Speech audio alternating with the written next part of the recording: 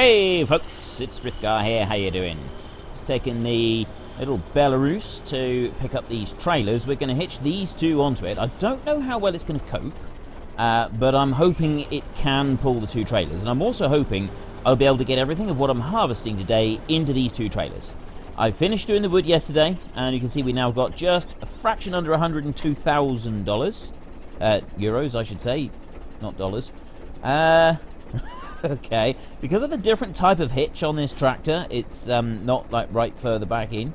That trailer is leaning down an awful lot. I think it would actually be better to swap these two trailers round and have the bigger one behind. I know that it's not ideal doing it like that, but I do think in this instance it would actually be more beneficial to swap these two round, because I don't think it's as good for either the tractor or the trailer to go like that. It's going to put too much weight on the front axle of the trailer, and I think could end up damaging the suspension on the front axle.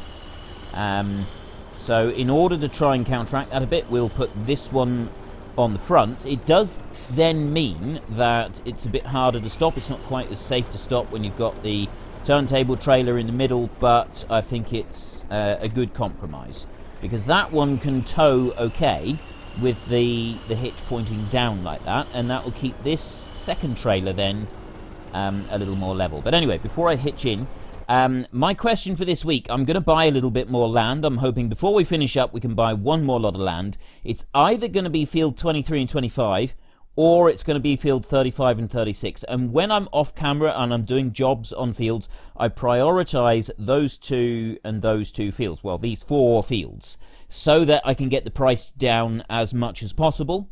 So really, which ones do you want me to get? Do you want me to get 23 and 25 and keep it all together here? There is a possibility with those that we could remove all of those poplars in between them, although that's going to be quite an undertaking. Removing the poplars is going to be a lot more difficult than moving regular trees. But there is a possibility we could do that, connect them into one field and have a huge, great big field right there. Or we could do something down here and possibly enlarge these, join them together as well, because it is just a dirt track in between them. And they're down close to the sheep as well. But anyway, it's your vote, it's your game. You decide which fields you want me to get, 23 and 25 or 35 and 36, and there should be a card come up here, which you can click on to vote with, and then head into the comment section down below and tell us why you're voting for the fields that you're voting for, and see if you can't get everybody else to vote for the same as you. Now, if I can remember how to... It's very, very difficult to do a turntable trailer. Some of them are easier than others. The shorter the distance between the front wheels and the back wheels, the harder it is to reverse a trailer. And it's also the shorter the distance between the hitch and the wheels. And the reason is the pivots. Basically, the longer the pivot on it, the easier it is to use it. So if you've got a really long trailer, it is really, really easy to reverse it. And if you've got a really, really short trailer, say like a little tiny car trailer, much more difficult to reverse, because it responds so much faster to any movement that you make. And that's kind of the significant difference on it, is the longer the base, the more difficult it can be. So if you've got two trailers, sort of like the back one, or longer than that still, joined together, it would be a lot easier to reverse those two trailers than it would be to reverse just that turntable trailer there at the front. Or at least that's how I find it. I mean, not everybody is the same. Different people find different things difficult. But anyway, right. What I'm hoping is that the wheat from that field, I think it's wheat, will all fit into the bigger trailer, and then the canola from the other field will all fit into the smaller trailer, and I won't need to do any travelling time. If that is the case, that'd be brilliant, because then we could take it straight from here, straight up to the pigs, and tip out whatever they'll take in there, and then we can carry right on. Right, let's lift up the header on front, and start the combine up. What I'm going to do is I'm going to do one pass down this side. I'll do a pass along the top end just to give us a bit more space there, and then I will rush back down the other end. Now, no, right, I want to turn that into a swath so that we've got straw, and we're probably not going to be able to get a baler on it, so we'll just get our forage wagon and gather it all up like that. yeah, I'm going to cut one pass along the top end there, just to make sure there's enough room for the hired help to actually turn the combine round. This is barley we're doing, not wheat. I thought it was wheat that we had here. Oh well. Barley or wheat, it makes no difference. It's the same type of grain for the pigs. So we will be able to feed them with that. And then the only other thing we got is the corn, and the corn is already up there. It's in the field, we haven't actually cut it yet, but it is up there next to the pigs, so we can just drop a little bit of that in for them when we are actually ready to start harvesting, which will be very soon actually, because this stuff here is is now being cut, and we've got one more growth stage to go, and then we'll be able to harvest everything else on our land as well. Starting to think that this combine is getting a bit too small, especially if we're buying more land as well. This field here that we're in is going to be enlarged quite a bit after this harvest. We're going to plough in this bit in the middle, plough a bit down the side there, plough a bit down that side as well. We're definitely going to need a bigger combine, I think. And I don't know what combine I'm going to use yet. Haven't quite decided. While the combine just works its way down this side, we'll do one grain tank full here, and then we can offload it into the tractor, and then we will go off and do the next bit. I've got the Kurovits waiting to take a load of pigs, because what I want to do is I'm going to build the pigs up first, and once the pigs are built up, we start selling them, then we can start using that money to really push on for everything else. So we've got this one here. And I think if you go to the garage, we'll be able to see how much we can sell it for. Here.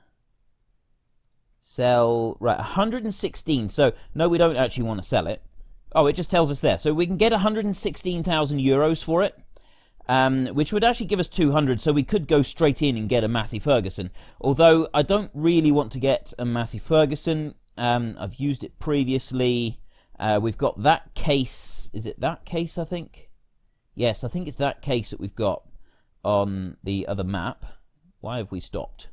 I think... Oh, no, we're just turning around.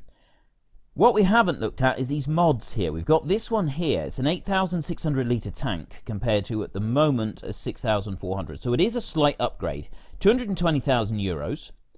Or we could go for a much bigger Fendt. I don't want to go for just the flat-out biggest combine there is. I might actually look and see if there's any mods. I mean, we got that one there. I'm seriously considering that one if we could save up enough money for it, 400,000 euros, and then get the header to go with it, which would be the 35-foot one there, the Power Flow.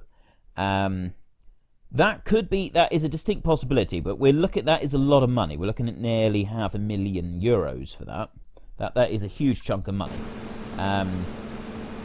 Yeah, I'm not sure yet. Right, I'm going to finish filling up this tank a minute, and then I'll get the Belarus up here so that we can empty out the first tank full and see if we think we can squeeze everything all into one trailer. The problem with this configuration is that I think we're going to accidentally dump a bit of the grain into the first trailer, which I didn't really want to do. What I might do, actually, is if I just park this one sort of in the middle, then when the grain tank is full, we'll just drive the combine over to the trailers and see if we can do it that way. It might work out a little bit better. So if I stop there, just park that tractor up, I come whizzing down here as fast as our little legs can carry us, and I'll come round and I'll dump this lot into the back trailer. Now the back trailer I think is it 16,000? I can't remember now. I know it's a fair bit. Back up a little bit. I don't want to put too much at the back. If you put too much at the back to start with, it becomes too heavy and it makes it very, very light, and it can actually lift the hitch and cause problems when you're driving. So you want to put some at the back so you can see. You put quite a bit at the front, and then I move to the back again. I think I've explained this before. I probably have. I do repeat myself an awful lot. But then you go to the back, and generally you would have it set so that you can see what's going on from the cab of the tractor. And you put the corn in the front for ballast, and then once you've done that bit, you then start filling from the very back and just work your way forward, and that way you can squeeze as much as possible into the trailer and see it all clearly from the cab. Because if you pile it really high right at the front, and then start it moving towards the back. You can't see what's going on at the back of the trailer. I know that everybody does things differently, and obviously if you've got a different type of trailer that you can't see into from the cab, then you've got to rely more on what the combine driver tells you, and he'll basically just come onto the radio and he'll say forwards, backwards, so on, so that you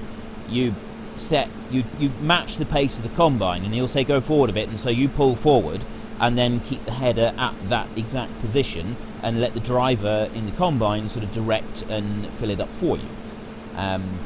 So that, yeah, you know, either or doesn't really matter. What I'm going to do now anyway is I'm going to leave this combine cutting this field here, and we are going to run ourselves up over there to the animal dealership where I've got the Kirovits with the animal trailer all ready and waiting, and we're going to buy a load of pigs and take them over to the pig farm.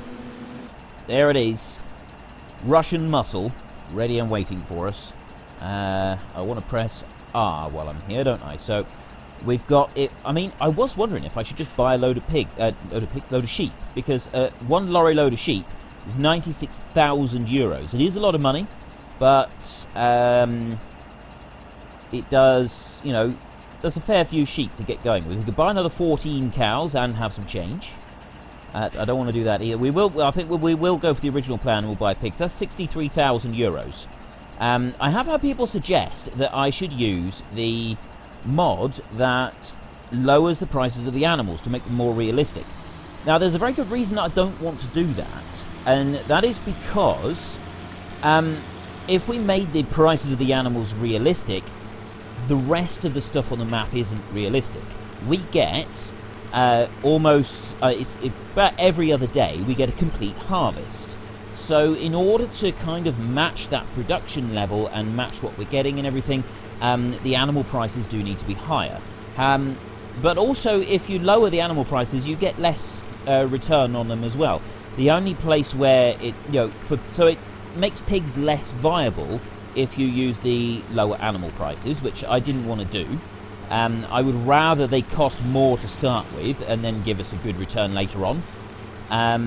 As for sheep and cattle, if you really lower the price of the sheep and the cattle to buy, that's fine, but the price of the wool and the milk doesn't get lowered, and so you're making an obscene amount of money for very little outlay, and that again doesn't feel as realistic to me.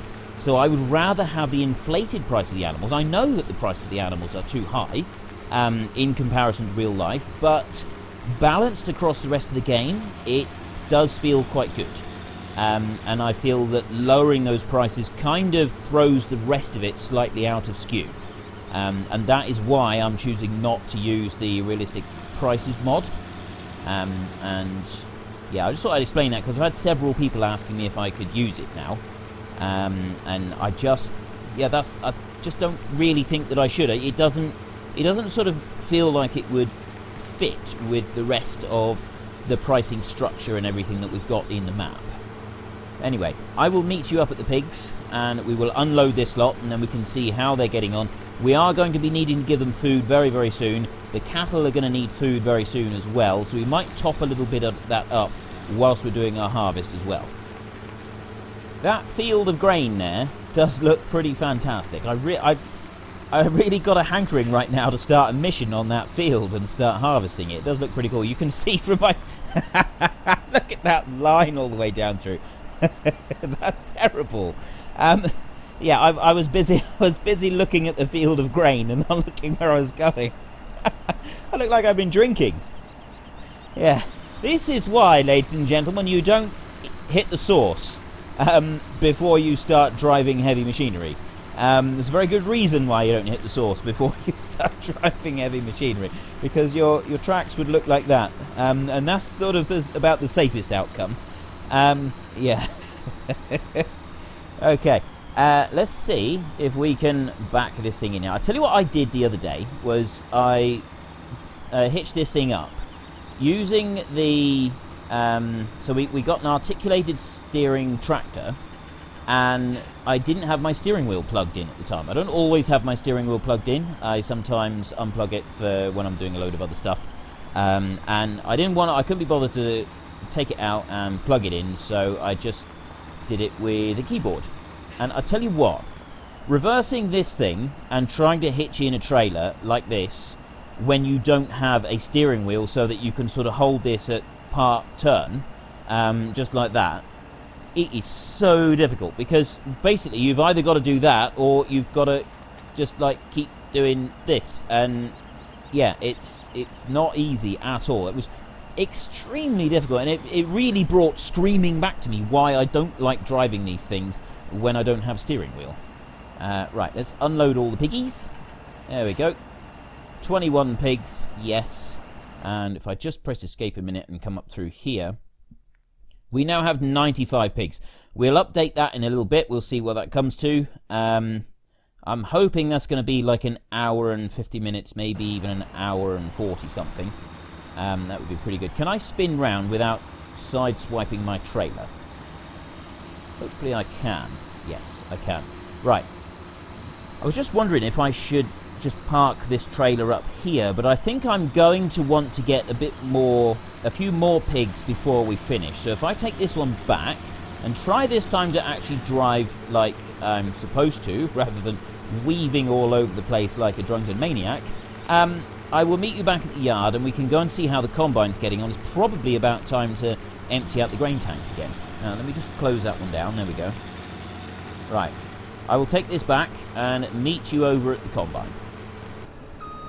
Right, we have a little corn here, and I reckon one more tank would just about do it, to be honest. How much is it going to put into this trailer? I can't remember how much this trailer holds. I'll have a look in just a minute. It'll tell us in the in-shop section. So, yeah, we've got this field to harvest. We've got ploughing to do around here. And we cleared a load of trees over by the sawmill yesterday. But what I was kind of thinking was, I said that we could do that as grass. You know, it would be quite good, and quite a few of you thought that would be good to do that as grass. But now I'm actually thinking, you know what we haven't done anywhere in any of my Let's Plays ever, even though it has been available for quite a long time? I haven't anywhere ever planted trees. And I'm planning to plant poplars in Goldcrest, and I'm going to do a big poplar harvest.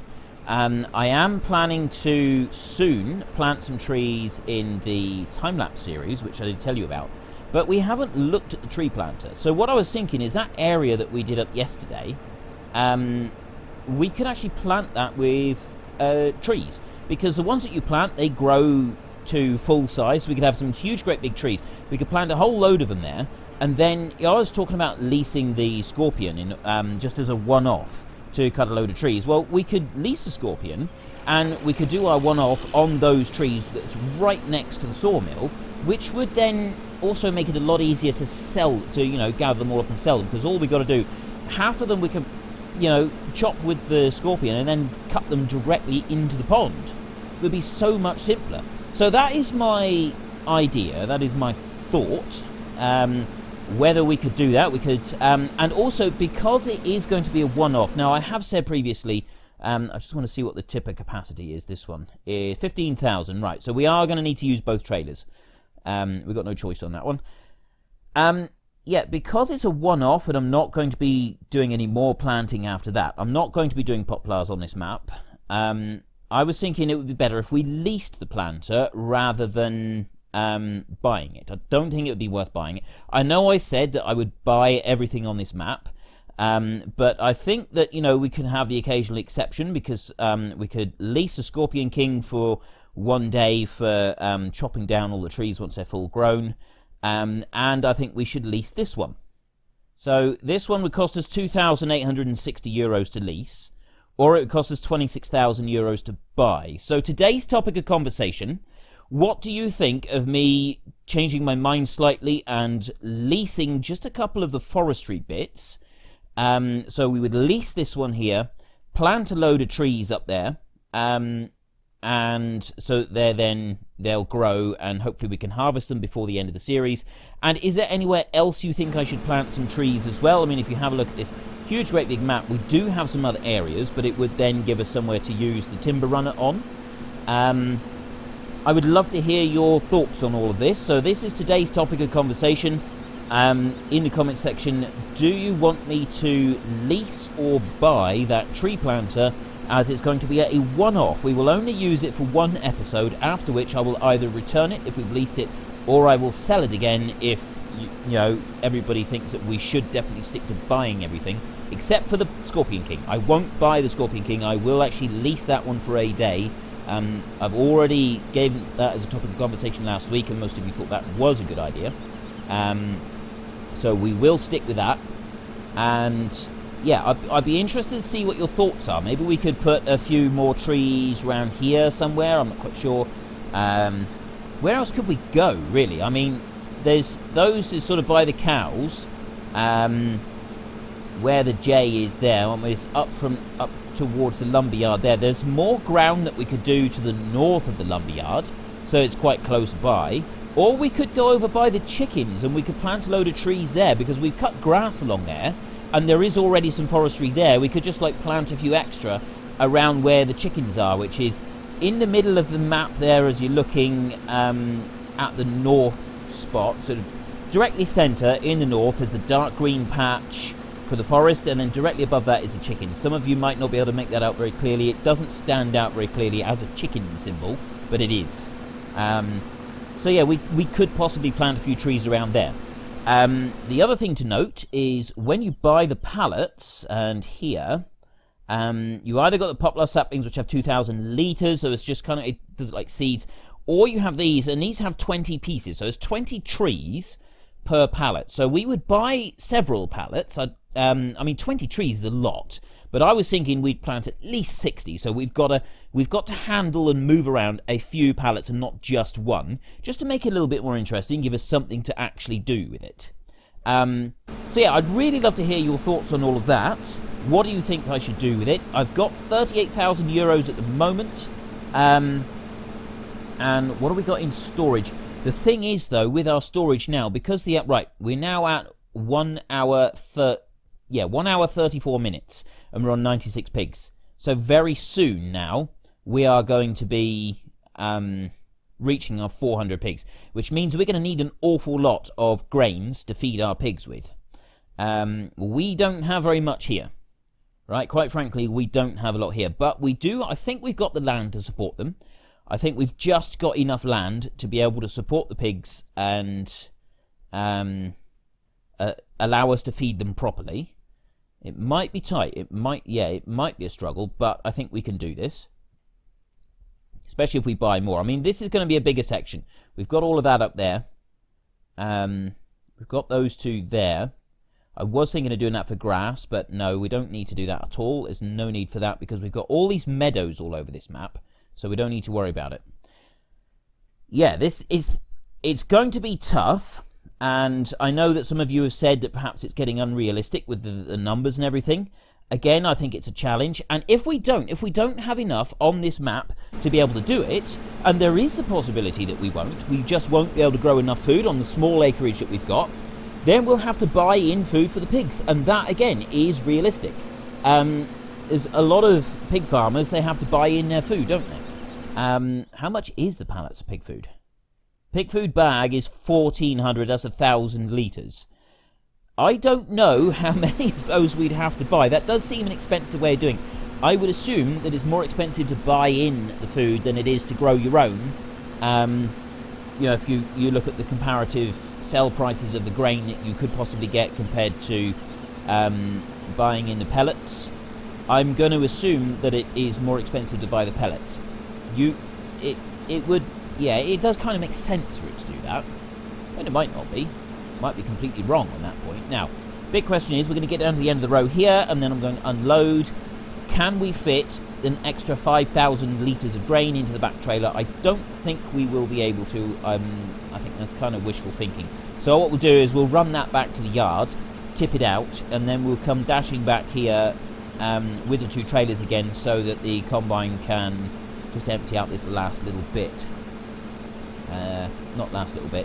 Empty out all of the canola. I reckon that would be maybe 2 tanks in that field, if that. Because what was this? I think this was 3 tanks, wasn't it? I don't think it was far off of 3 tanks. Let's turn off those beacons. This went out. How much are we going to get in this trailer? So I did actually stop and fill up once there in the middle. It didn't quite fill it that time over there, but I don't think we had under 10,000 litres. Definitely not. So we'll put this in here. Come round. See, this is a bit now. Now you would be filling right from the back. If you were travelling along the combine, you'd be travelling right from the back and you would just be able to see it. So as you see the grain, you would allow your tractor to drop back a little bit. And you can actually pile it up higher than that. I used to really stuff my trailers full of grain. Right, we weren't able to fit it all in here anyway, so we will run this back and we'll tip it in back in storage, and we'll run up to the pigs later with extra food. And get all of that in there. There we go. Right. And unfortunately, I really, really hope it doesn't happen. I am coming close to the end of the episode. My lights have just flickered. I'm a little bit concerned. There's a lot of rain and storms going on outside where I live right now. We're getting the tail end of some storm. I don't know what it is. Storm Doris or something. I can't remember. But apparently it's not Storm Doris, or it is Storm. I really can't keep up. All I know is it's bad weather. And yeah, we were told that Storm Doris is going to come through and she's going to do all sorts of damage to us, and now apparently it's not Storm Doris that is doing all of the stuff that we were told Storm Doris was going to do. This is in fact a different storm, or a side effect of a storm or something. I really have no idea, and I'm actually quite confused about the whole thing, because I thought, you know, a storm was a storm. But apparently it's not. Apparently there are differences. So, yeah. I'm now... You are all now as confused as I was 10 minutes ago, and none of us are any the wiser, I don't think. So we'll leave it at that as far as Storm Doris is concerned. But I really hope that I don't get a power cut right before I finish this episode. That would be rather upsetting for me, because then I might not actually be able to get this video uploaded in time. I do try to record my videos before the day that I upload them, but I can't always. So today I am recording today's episode, and then I will record tomorrow's episode a little bit later on as well, so that I'm ahead and there's much less chance of me not being able to actually get this episode out to you. I do sometimes have to work very hard to make sure that I get the episodes out to you on time, but I am rather pleased that since I said that I'm specifying a set time, because I used to just upload the videos when they were ready, you know, when I got home from work, that sort of thing. So the time that they were available was hugely varied. But since I started scheduling the uploads and making sure that they were ready for you at 4 o'clock GMT every day, apart from the time lapse, which is 2 o'clock, I'm very pleased that I haven't actually been late on a single one. And that is a matter of personal pride for me. I know that they say that pride goes before the fall, and I will probably now end up having a late episode just because I've said all of that. But yeah, we will try to make sure that we don't. So we've now got another 15,000 litres in storage. Let's just drop back through here. So we've got 20... Which we got? No, 3... We've got 30,000 litres of barley in storage, which is pretty good. That's going to keep us going for a bit. I think 300 pigs is going to... Well, 400 pigs is going to use more than that. But it's a good start. We're going to go and get some canola now. We've got all those sunflowers, and then we've got corn up the other side. So we've got plenty of protein. One of the fields that we've got... I think we're going to... In order to keep a good variety, we'll plant these two fields here with a crop. We'll plant the two fields at the top with a crop, and we'll plant that field when we've joined it all together into one field. That will be a third crop. So we'll plant 3 crops each time, like I do with the time-lapse series, to get a good crop rotation going. So I'm relying on you guys to point out if I make a mistake. I want to try and get a good rotation going, and I don't want to be repeating the same crop in the same field. I want to have at least 2 in between. So we put barley in this field. So I don't want to put barley in this field for at least 2 harvests. So the next harvest over here, I'm actually thinking it might be a good idea. We could do wheat over here. Although you wouldn't normally follow wheat after barley, you would normally do barley after wheat. So maybe if we do beans. We haven't done beans for a bit. We'll do beans over here. This section over here is going to be beans. Then where we've got the sunflowers, we will put She will do those as wheat, I think, so the straw is close to hand there. And then where we've got the corn up the top, I'm not sure. I'll have a think about it. I might use the same rotation that I do on the other map. It could be, that might be the way forward. We'll see. Anyway, I have just about run out of time. I've probably run over time because I haven't been keeping an eye on it as well as I should. My question for this week. Field 23 and 25. I have been doing some work on them. I've also done a bit of work down here on 35 and 36. I'd like to buy 2 of these fields before I finish up the series so that we've got even more land to work with. So do you want me to buy field 23 and 25, or do you want me to buy field 35 and 36? Mouse over in the top right hand corner up here so that you can actually cast your vote, and don't forget to head into the comment section down below and let us all know why you're voting for the one you're voting for, and see if you can't get everybody else to vote for the same. If you've enjoyed this episode, please head down below and give us a like, and if you really enjoyed it, please tell your friends all about me, get them to come and watch as well. That would be awesome. But until next time, thank you very much for watching. This is Frithgar, goodbye, and see you later.